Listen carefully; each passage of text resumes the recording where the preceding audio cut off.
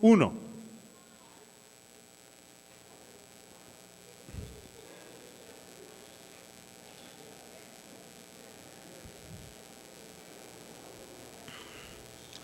Continuamos hablando acerca de la visión que Dios tiene para Ministerios Montebrón, de la visión que tenemos y de la naturaleza que nosotros arraigamos por el ADN espiritual de Cristo y por la función que nos ha puesto a nosotros como ministros de este lado de la ciudad. Déjeme decirle que el plan de nuestro Señor desde hace tiempo, algo que el Señor me mostró en oración hace como 3 años más o menos. Yo estuve en un ayuno de 14 días y Él me mostró algo. Me mostró que de este lugar va a salir una iglesia para el centro de la Ciudad de México. Amén. Entonces más adelante vamos a levantar una iglesia en el centro de la Ciudad de México. No sé si sea en la Cuauhtémoc o en cualquiera de esas colonias en la Roma de la ciudad del centro. Eso tiene que darse en el momento que tengamos una fortaleza y una fuerza económica para poder llevar a cabo el sustento de aquella obra mientras crece, como lo estamos haciendo en la iglesia de Yuriria. Quiero decirles, antes voy a iniciar ya. Aquí está la esposa de nuestro hermano Salvador. Ellos están pastoreando la iglesia de Yuriria. A ver, hermana, póngase de pie, hermana.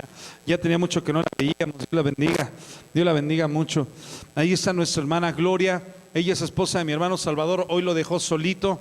Sí, hoy lo dejó solito. Se vino de este lado. Él vino a traer un regalo para la iglesia de Nueva Aragón, ¿verdad, hermana? Vino a traer un regalo. No vino. Perdón, hermana, estoy equivocado. Dios es bueno. ¿Cuántos dicen amén? Primera de Samuel 22. Vamos a hablar de la cueva de Adulam. Diga conmigo, la cueva de Adulam. Yéndose luego David de ahí, huyó a la cueva de Adulam. Y cuando sus hermanos y toda la casa de su padre lo supieron, ¿qué dice la escritura? Vinieron allí a él. La cueva de Adulam es una enseñanza importante dentro de Hebrón, porque la cueva de Adulam me muestra a mí el porqué de las cosas que suceden o acontecen, o el saber qué es lo que va a suceder en un futuro dentro de la iglesia que nosotros dirigimos. La cueva de Adulam es una de las más importantes enseñanzas que tenemos en la visión, y va de la mano con la naturaleza que nosotros tenemos y con la función que Cristo Jesús nos encomendó a nosotros. Hay iglesias que su tendencia es evangelística, y netamente esas iglesias se encargan de ganar almas, ganan almas. Por lo regular el pastor es un pequeño Timoteo que gana almas, y cuando llegan a cierto grado de crecimiento las ovejas dicen: creo que ya no me siento muy bien aquí, ya no puedo seguir comiendo lechita y papilla, y entonces me voy. Entonces esa iglesia, así como se llena, se vacía. Esas iglesias son iglesias con tendencias evangelísticas, no porque estén mal, porque Dios ha designado que la naturaleza de ellos sea de esa manera. Ahora, hay algo que es bien importante. Hay iglesias que solamente se dedican a la familia, y dedican y tienen su visión y su objetivo en la familia, en formar familias estables, en el principio espiritual que la Biblia enseña acerca de que el vértice de todo el movimiento es la familia. Estas iglesias también están bien porque es importante la función que ellos desarrollan. Preparan gente, preparan familias y tienen familias estables dentro de la iglesia. Pero llega un momento en que las familias están cómodas, y algunos que van aún más allá dicen: ya no me siento a gusto, no estoy recibiendo de Dios todo lo que quiero recibir, necesito prepararme, y esas personas emigran a otro lugar. Ese es el movimiento que hay en algunas iglesias. Hay algunas otras iglesias donde la tendencia es la preparación de los ministros, la preparación de ministerios, instruirlos sobre los dones, instruirlos sobre su llamado, que ellos puedan saber el mover del Espíritu Santo, que ellos puedan manifestarse en el movimiento. Y este tipo de iglesias se levantan en el nombre de Jesús para poder equipar a los santos, según Efesios 4:11, para la obra ministerial. Nosotros somos ese tipo de iglesias. Nuestra tendencia no es en el terreno infantil, aunque Dios va a levantar un departamento infantil fuerte. No es en el terreno, en diferentes terrenos. Hay iglesias que se encargan netamente de obrar en el terreno de los niños, y los niños son el fuerte para esa congregación. Dios tiene una naturaleza para cada iglesia, y cada iglesia cumple su función dentro del caminar en una persona. Cuando sucede algo, Dios hace crecer a aquella persona, y todo el proceso que atraviesan esta gente o aquellos que aman a Cristo con esta clase de enseñanza, con estas clases de enseñanza, traen en su vida un fruto más adelante. Por eso es importante que nosotros seamos ministrados por pastores, por evangelistas, por profetas, por apóstoles, que seamos ministrados por diferentes personas, ya que alguno trae el bistec, el otro trae la ensalada, el otro trae el queso cottage, el otro trae el agua de limón, y podemos comer de una manera maravillosa, una coca fría con un hielito, ¿ok? Y podemos comer. De esa manera se nutre el cuerpo de Cristo Jesús. Y es importante que sepamos, bueno, si yo estoy aquí, ¿a qué me llamó Dios? ¿Qué tengo que hacer? ¿Qué es este lugar? ¿Qué es este lugar? Por eso estudiamos la visión de Hebrón. ¿Qué tiene que ver la cueva de Adulam con la visión que tiene Hebrón? ¿Cuál es la trascendencia a través de la cual Cristo quiere impactar los corazones en el lugar donde nos puso? ¿Por qué se considera como un punto importante en el desarrollo que tenemos como iglesia y de lo que tenemos que hacer?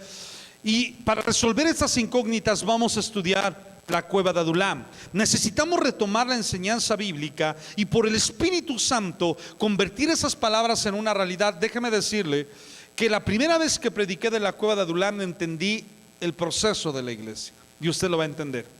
¿Qué es Adulam? ¿Qué es Adulam? La palabra Adulam en su idioma original significa refugio. Refugio, eso significa refugio. Ahora, hermana, refugio, no diga, entonces yo soy Adulam. No, ok. La palabra Adulam significa ¿qué? No lo escucho. ¿Qué significa? Este nombre se le daba a una ciudad ubicada en la tierra prometida llamada Canaán. En Canaán se encontraba la cueva de Adulam. Cuando fue conquistada Canaán por Josué, se le delegó a la tribu de Judá este lugar. A la tribu de Judá este lugar. Vayan por favor a Josué capítulo 15, versículo 20. Rápidamente. Josué 15, versículo 20. ¿Cuántos fueron bendecidos el domingo por la tarde? Amén. Les dije que regresaran los demás, pero no quisieron. ¿Y nadie? Dice nada. Josué 15, 20, por favor. Esta pues es la heredad de la tribu de los hijos de Judá por sus familias. Y fueron las ciudades de la tribu de los hijos de Judá en el extremo sur, hacia la frontera de Edom. Ahora vaya por favor al versículo 35, porque está hablando de lo mismo. Dice la escritura. ¿Qué dice? Versículo 35 dice Jamut. ¿Y qué dice aquí? Adulam, Soco, Aseca. Adulam pertenecía a la tribu de Judá. Cuando la Biblia habla de Adulam, se refiere a dos cosas: a una ciudad que tiene este nombre llamado Adulam, o a una cueva que se denominaba de esta manera. ¿Qué sucede en Adulam? Escuche bien, ¿qué sucede en Adulam? Por favor, escuche con mucha atención. Esto es crecimiento para su vida espiritual. Nuestra enseñanza va enfocada no en la ciudad de Adulam solamente, sino esencialmente en la cueva de Adulam. En la cueva de Adulam, lugar que sirvió a David de refugio cuando el rey Saúl lo quería asesinar. ¿Por qué Saúl quería asesinar a David? Porque estaba celoso, ¿verdad? Estaba celoso de David. Sí, siempre en las iglesias se va a levantar un Saúl en contra de un David. El David es el hombre que Dios levanta por la gracia y por la misericordia, y siempre va a haber un celoso Saúl que dice: ¿por qué se levanta David y toma mi lugar? ¿Entiende eso? ¿Alguna vez usted ha sentido celos? Ay, nadie ha sentido, por favor, hermanos. ¿Han sentido celos alguna vez? Tú ya no, amor, tú ya. Baja la mano. ¿Alguna vez ha sentido celos usted? A ver, levante su mano. ¿Qué se siente? ¿Qué se siente? ¿Qué se siente? ¿Ha sentido celos alguna vez, Claudia? Ay, por favor, Claudia. ¿Usted ha sentido celos, hermano, alguna vez? Sí, ¿qué se siente? Enojo, impotencia, ganas de golpear, ¿verdad? ¿Alguien ha sentido celos alguna vez? ¿Qué se siente, hermana?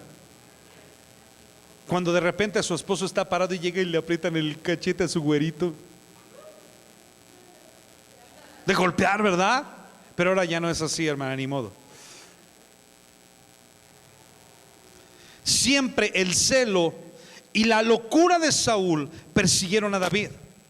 Al saber que David tomaría el lugar como rey sobre Israel después de la muerte de Saúl, y la confirmación de Dios por medio del profeta Samuel. Fíjense, algo pasa en las iglesias. Dios empieza a levantar a alguien y de repente empieza a haber celo en una persona. Y lo más tremendo es que el pastor está probando ese levantamiento. Siente que alguien le habla en su estómago: véngate. ¿Sí o no? Es feo. Y si los celos son feos, son horribles. Los celos destruyen más que las drogas. Sí, porque las drogas las pagas y ya se acabó el asunto. Dios confirma por medio del profeta Samuel, y se irrita el alma de Saúl, orillándolo a levantarse en contra del ungido del Señor. Lo único que cabe mencionar en esta parte de la escritura es que el espíritu de Saúl se encuentra siempre en la iglesia de Cristo, y la motivación de Saúl y el alimento de Saúl es su cochino orgullo que se levanta. En lugar de decir: que padre, nuestra iglesia se está levantando, dice: me están quitando mi lugar. Si algún día sientes celos, escucha a Daniela Romo. Los celos desmedidos por alguien, cuando tú sientes celos desmedidos por alguien que se está levantando, entonces el espíritu de Saúl está en tu vida. Cuando una persona es levantada por el Señor genuinamente, siempre será perseguido por el espíritu de Saúl, siempre. Si tú eres un siervo y te levantas toda la vida, el espíritu de Saúl, el espíritu de celos, de la crítica, de querer asesinarte, no naturalmente a lo mejor, pero sí a través de la boca, el chisme en contra de ti, siempre va a acontecer. Siempre. Quien trata a toda cosa de desacreditar y de asesinar el carácter del ungido del Señor. Nuestro Redentor atravesó por este valle de oscuridad. Un día Jesús, esto en la junta pastoral, uno de los pastores decía: pastor, pero ¿por qué? O sea, ¿por qué? Si damos nuestra vida, damos nuestro corazón, ¿por qué la gente es así? Ahí estamos con ellos, oramos con ellos, y lo que necesitan inmediatamente debemos estar. Ah, pastor, pero cuando uno los necesita no están. Y yo me empecé a reír, le dije: hay una cosa, pastor, tenemos que aprender nosotros a hacer las cosas. Y dos, te voy a decir cómo es en el reino de Dios. Un día te van a decir: Hosana al hijo de David, bendito el que viene en el nombre del Señor. Y al siguiente día van a levantar su mano y van a decir: crucifícalo. Pero ¿verdad que aquí no son así? No. Les voy a decir como decía un hermano: no. ¿Saben qué significa esto? No, agarren sus cosas y váyanse.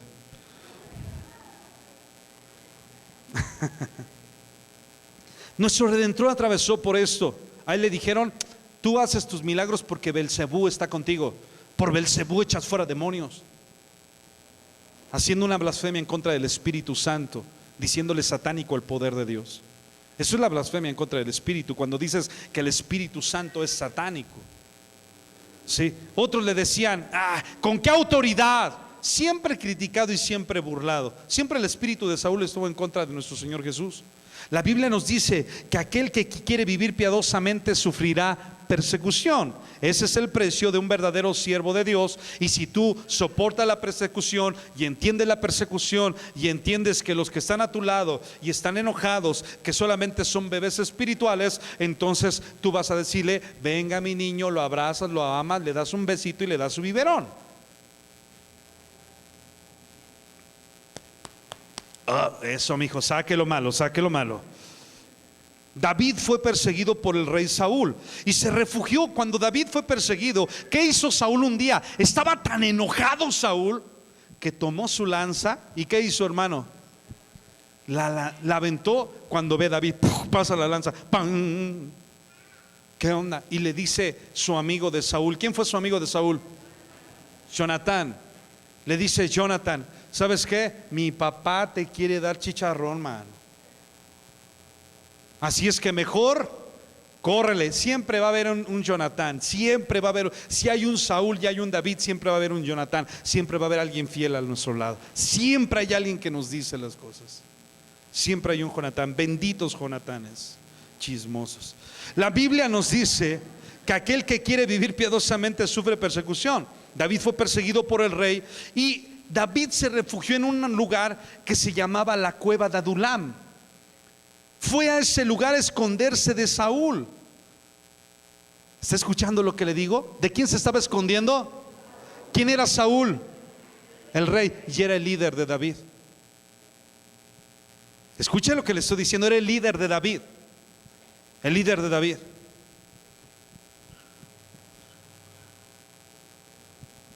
Y aunque Dios entrega 2 veces la vida de Saúl en las manos de David, y así lo hace el Señor, David dijo: yo me callo, no tocaré el ungido del Señor. Se acabó. Hay principios de autoridad que a veces nosotros violamos. ¿Recuerdan lo que dijo el ángel? El Señor te reprenda, Satanás. ¿Acaso el ángel no tenía autoridad sobre Satanás?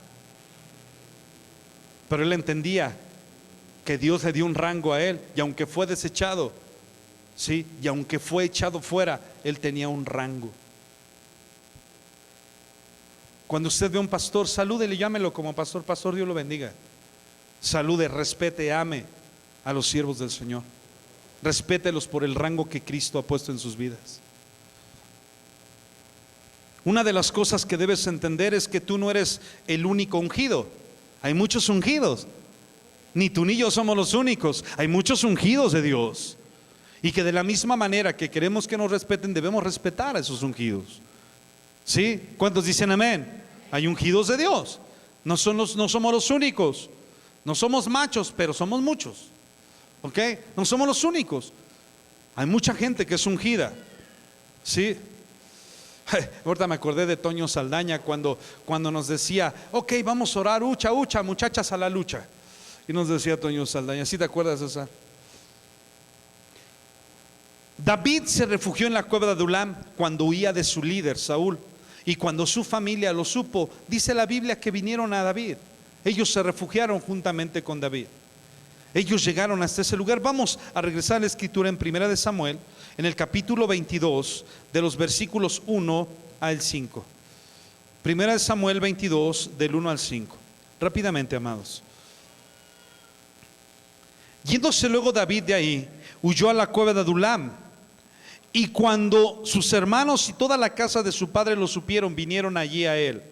Y se juntaron con él todos los afligidos. ¿Qué dice la Biblia que había en la cueva de Adulam? Todos los afligidos, todos los que estaban endeudados, todos los que se hallaban en amargura de espíritu. Y fue hecho, ¿qué dice la Biblia? Jefe de ellos, y tuvo consigo como 400 hombres. Esto lo he dicho en otra ocasión. ¿Te has juntado con una persona amargada? ¿Cómo es un amargado? No voltea a ver a su vecino. ¿Cómo es un amargado? De todo se queja el amargado. ¿Cómo es un amargado? Siempre está de mal humor, ¿verdad? Odio, ahí está, odio a los pitufos y cosas así. Es el Gargamel, ¿verdad? Toda la vida está refunfuñando. El hermano Raúl cree que toca muy bonito el chofar y nada más se oye Raúl, Raúl. No, el hermano Raúl. Ay, mira nomás aquel, mira a sus hermanos que sientan la saya. Toda la vida se la pasa refunfuñando. Mira ese hermano Alejandro, nada más se la pasa ahí viendo a ver quién pasa. Nada más está viendo a las muchachas, cuál está predicando a las almas. Nada más se la pasan criticando, aunque sea cierto. Nada más se la pasan criticando. No es cierto, hermano Alex, lo quiero mucho. Se la pasan criticando a todo mundo. Un amargado se la pasa, es tan fuerte. ¿Saben cuál es el principio de un amargado? Si él no es feliz, nadie tiene derecho a ser feliz. Eso es lo que hace un amargado. Pesimista. Oye, mira, ve, a lo mejor puedes conseguir trabajo. Y si no consigo, Dios se va a bendecir. Y si Dios no trabaja hoy, pesimista toda la vida. ¿Tú has conocido a alguien que tenga amargura en su corazón? ¿Cómo son los amargados? Dios. Negativos, caen mal, ¿no? Todo les parece mal. Se queja, mira que el vino peinado, aquel, y eso es una persona amargada. Ahora, ¿conocen a una persona endeudada? Se vuelven más cuentos que nada. Y como decía mi abuelito, quieren amarrar al perro con longaniza, esperando que no se la... O sea, por favor, son más largos, se inventan, pero unos megacuentos. Son mintómanos por excelencia. Y le digo algo, dice la Biblia que habían en ese lugar gente amargada, gente endeudada y gente que dice afligida. ¿Puede levantarse a un afligido? ¿Alguna vez has intentado levantar a alguien y ya cuando regresas otra vez está igual?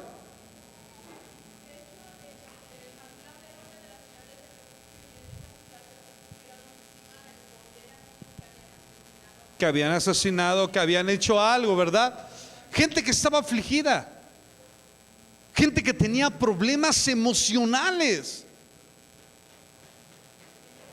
Hermanos, ¿cuánta gente hemos ministrado con problemas emocionales? Y gracias a Dios porque Cristo hace la obra. Pero ¿qué onda? Tú los ves y dices, no, este cuate, ¿no? Está amargado, está afligido, es un hijo del diablo, ¿no? Es algo bien tremendo. Es algo bien tremendo. El problema que había en esa cueva es que era este tipo de gente. Y Dios manda a David a donde está esta gente. ¿Es lógico? Si tú y yo fuéramos enviados a la cueva de Adulam, diríamos, esto no es de Dios. Dios nos tiene que enviar a un lugar donde todo sea miel sobre hojuelas. Y no es así. A veces Dios nos manda al lugar donde vamos a ser formados en nuestro carácter. Oiga, pastor, pero ¿por qué si la iglesia se supone que va gente así? ¿Por qué uno es así y otro es asado? Porque necesitan de Dios, mi hijo. Necesitan de Dios. Tú que ya lo entendiste, sé diferente. Camina diferente. Es que veo muchas cosas. Qué bueno que las ves. Dios te trajo a Adulam. Welcome. Welcome to Adulam.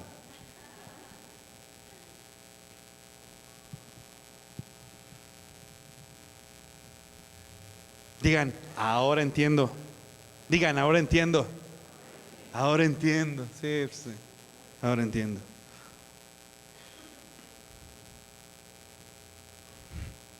Dios manda a este lugar. Dice la Biblia que no solamente estaban ahí. Imagínense a David. David con sus problemas de persecución y Saúl detrás de él y toda esta gente ahí. ¿De qué estaría escuchando David todo el día, desde que se levantaba hasta que se acostaba? ¿Qué estaría escuchando David?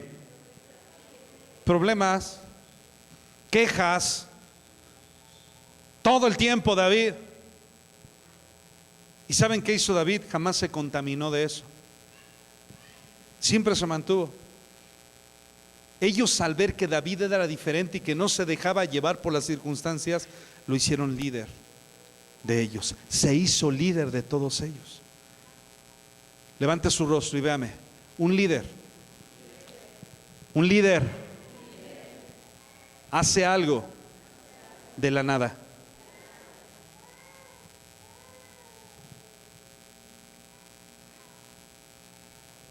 Dice la Biblia, versículo 3: y se fue David de allí a Mizpa de Moab, y dijo al rey de Moab: yo te ruego que mi padre y mi madre estén con vosotros hasta que sepa lo que Dios hará de mí.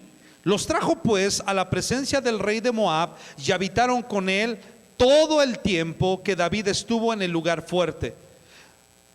Pero el profeta Gad dijo a David: no te estés en este lugar fuerte, anda y vete a tu tierra o a la tierra de Judá. Y David se fue y vino al bosque de Aret. La cueva de Adulam se convirtió en el lugar donde David se refugió de Saúl y donde David se unió a estos 400 hombres. Era muy grande el problema que rodeaba a David, pero David supo manejar la situación con la sabiduría que Dios le dio. Solo observa que las características de este tipo de gente, afligidos, endeudados, amargados y perseguidos, no era muy... ¿Alguna vez has sentido perseguido? Saben que una vez ministré a una persona que se sentía perseguido y me decía: pastor, en la noche siento que me van a matar. ¿Y sabe qué hacía el hermano? Se dormía con la pistola debajo de la almohada, con la mano en el gatillo. Gracias a Dios no era español. Gracias a Dios. ¿Verdad, hermano? Gracias a Dios no era español. ¿Sí saben por qué, no? Llegan dos gallegos a un banco y llega uno con la mano atrás y trae un gato en la mano y le dice: o me das el dinero o aprieto el gatillo. Por eso les digo, existen ocasiones donde somos llevados por Dios a la prueba, y cuando esperamos el apoyo de la gente, al parecer están igual o peor que nosotros. ¿A cuánto les ha pasado eso? Tú de repente dices: no, me voy a refugiar acá, y cuando usted dices: eso es tan peor, no inventes. Afligidos, endeudados, amargados. ¿Nunca te ha pasado que estás bien mal y se acerca alguien y te empieza a contar sus broncas y dices: es que mi problema no es tan grande, y al final terminas ministrándolo? Y cuando pasa la prueba, ¿sí? Cuando somos llevados por el Señor, cuando pasa esto, el Eterno está trabajando en nuestras vidas, y muchas veces para llevarnos al punto de verlo perdido todo, para que sea aún mayor el rescate que Él hace a nuestros corazones. Lo importante es lo que Dios hizo con esta gente, el proceso por medio del cual Dios levanta a un líder llamado David en medio de ese lugar de aflicción. El reto no era sencillo para David: tomar esta gente y convertirse en su líder. Para la mayoría de los líderes o pastores, nosotros podemos ver la capacidad y la habilidad de alguien, y vemos que alguien es bueno para hablar y decimos: a este lo voy a poner aquí.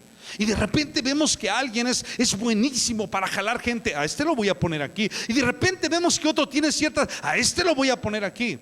Pero ¿cuántos pastores, cuántos líderes elegiremos conforme al corazón de Dios a gente que ni esperanza tiene?